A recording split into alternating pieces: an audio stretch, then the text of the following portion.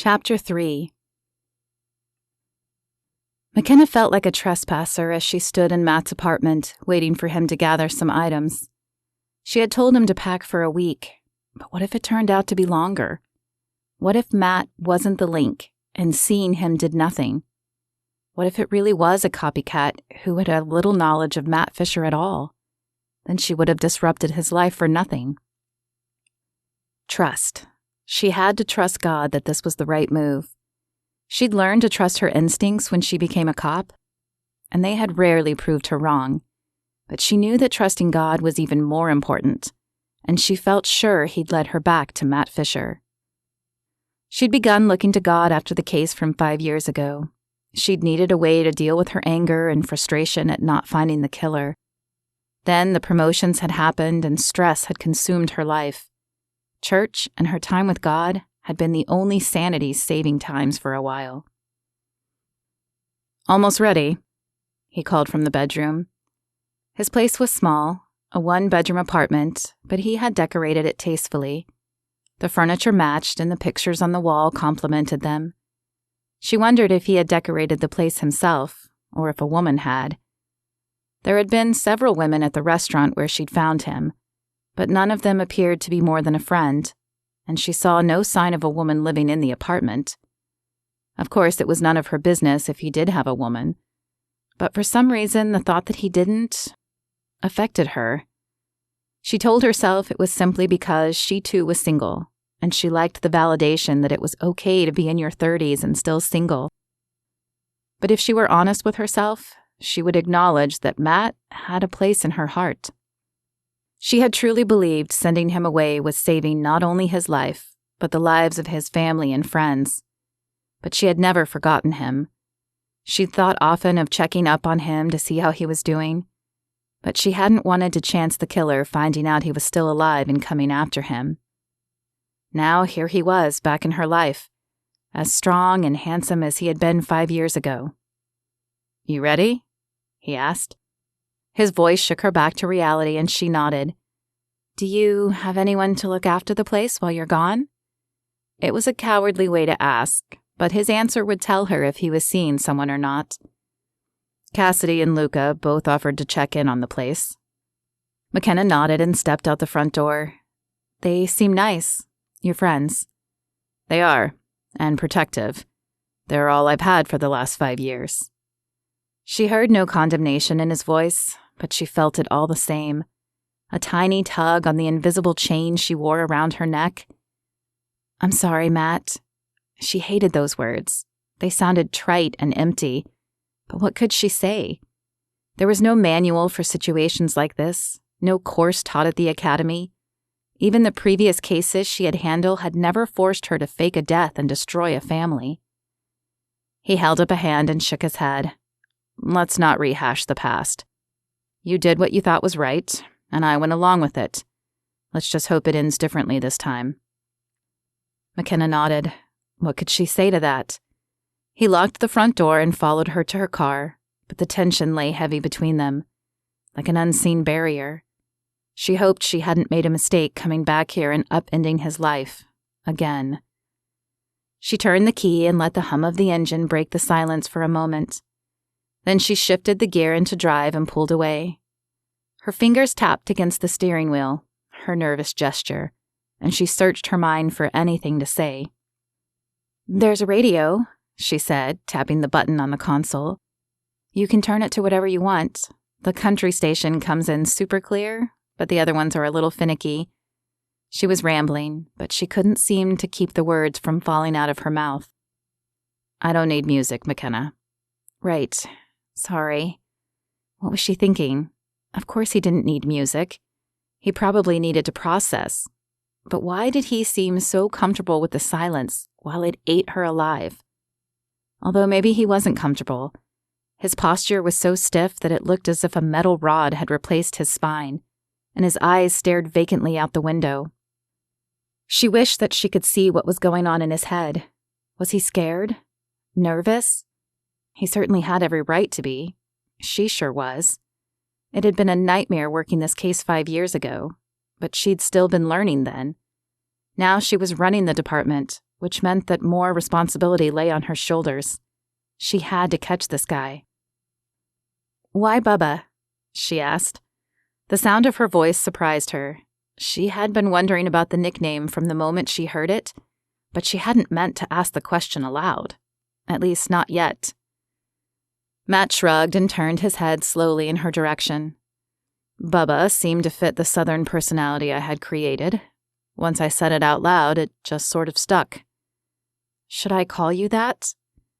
Makenna wasn't sure what to call him. She knew him as Matt, but she also knew he'd been living under a different name for the last few years. How odd must that be? She didn't even like nicknames, though her old captain had called her Mac. He was the only one, though.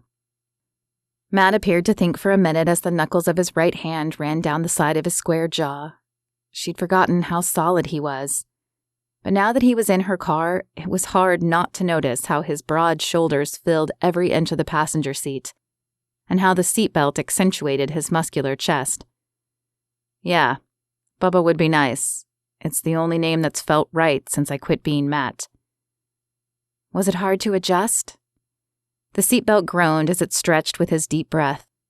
It was at first, especially leaving my life behind.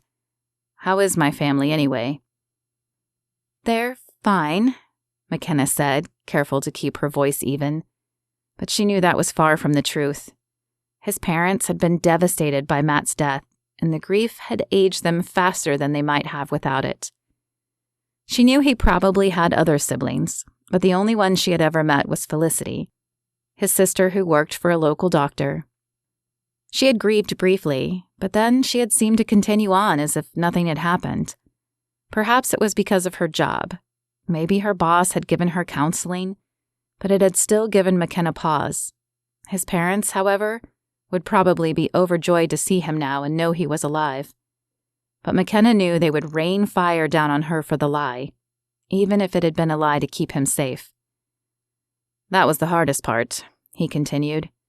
Makenna breathed a sigh of relief that he hadn't pressed about his family any further. Not seeing my family and learning to respond to a different name, it's not something I ever thought I would have to do. And I wouldn't wish it on anyone. I often felt like I was developing multiple personalities. Makenna could understand that. Even though she knew he was the same person, the man sitting next to her was different from the one who had left 5 years ago. His voice was softer, his eyes carried a little more sadness. Even some of his mannerisms seemed different. I'm sorry. I thought it was the best way to keep you safe. She hated that she kept apologizing. It made the words sound trite. But what else could she say? He shrugged again and turned his face back to the window. It probably was. Silence filled the car and Makenna forced her mouth shut. She wanted to ask him more questions. About the last few years, about what he remembered from the previous case, about how he was feeling. But she could tell he wasn't ready to throw that door wide open yet. Why do you think he started again? Matt asked as he turned to her suddenly. No, not Matt. Bubba. He wanted her to call him Bubba, and she would try and honor that. The name felt weird in her head, and she imagined it would on her tongue as well. But she would bury her discomfort for him. She owed him that much.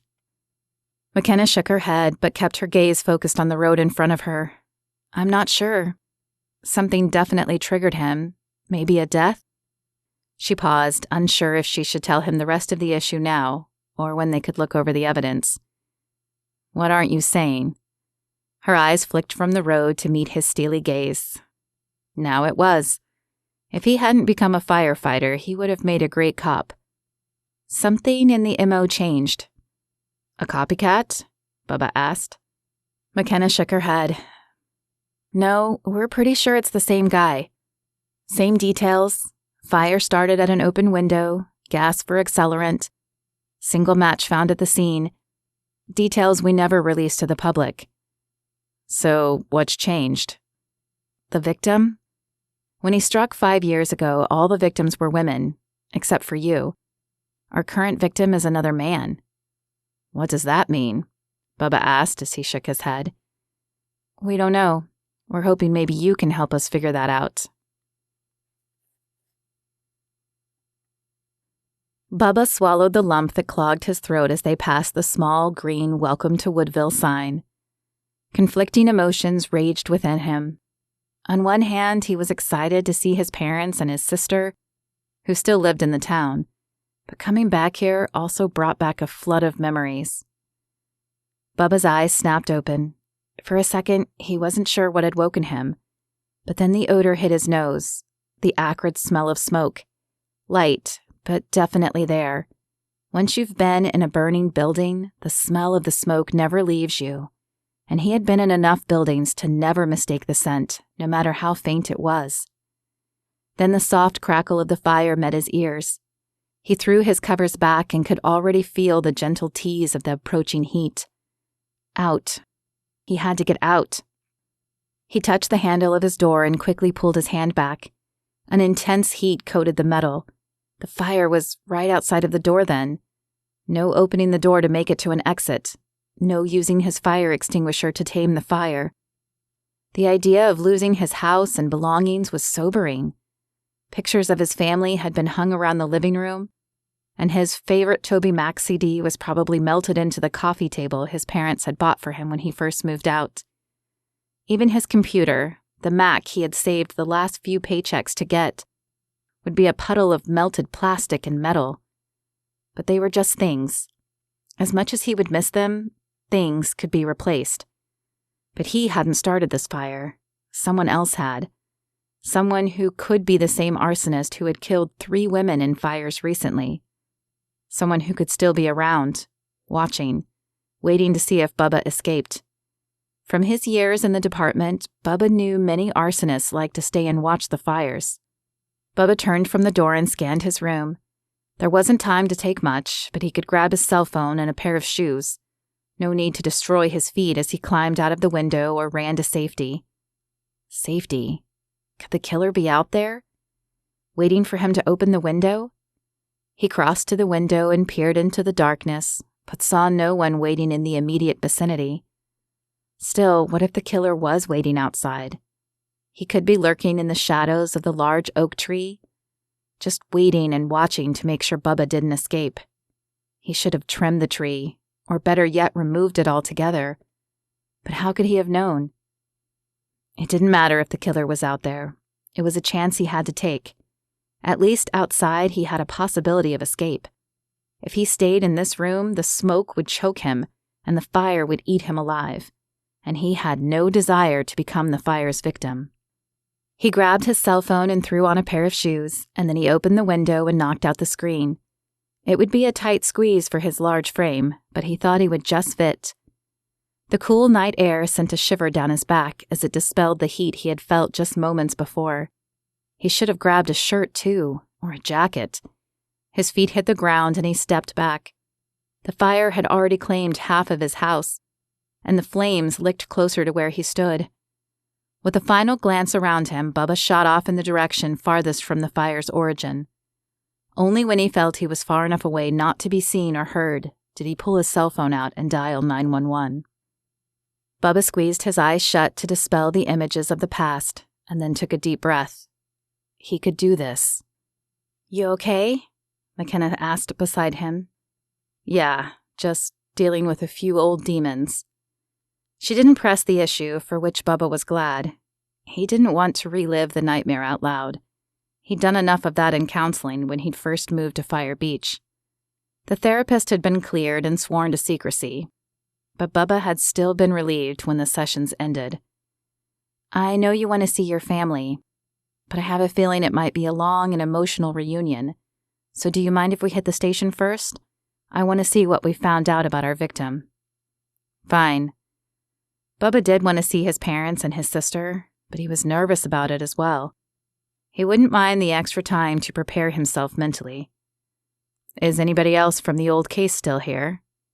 An unspoken code existed among departments, and so even when he had been a suspect, most of the cops had treated him with respect. But there'd been one, an older, gruff man who had glared at Bubba every time he'd come around. "Just Tad Brewer. You might not remember him because he was so new back then, but he's my lieutenant now. Everyone else either retired or took a position in another town." Couldn't handle the pressure of the investigation? Bubba asked. She glanced at him as she pulled into the parking lot. I'm sure that was the issue for a few of them. The ones who have always tied everything up with a nice bow. For the others, she shrugged. I think they thought a small town would be less work. Bubba chuckled at that, but he bet she was right. Fire Beach couldn't really be classified as a small town, but he had known a few people who had joined the fire department, thinking it would be easy money, only to find out they stayed relatively busy. Not Chicago busy, but not slow either. You ready? She asked as she turned off the engine. As I'll ever be, I guess. Could one ever be ready for something like this? To step back into the fire after narrowly escaping with his life? What if the killer found out he was still alive and went after him again? No. Trust. He had to trust. He whispered a silent prayer as he put his hand on the door. Okay, let's go.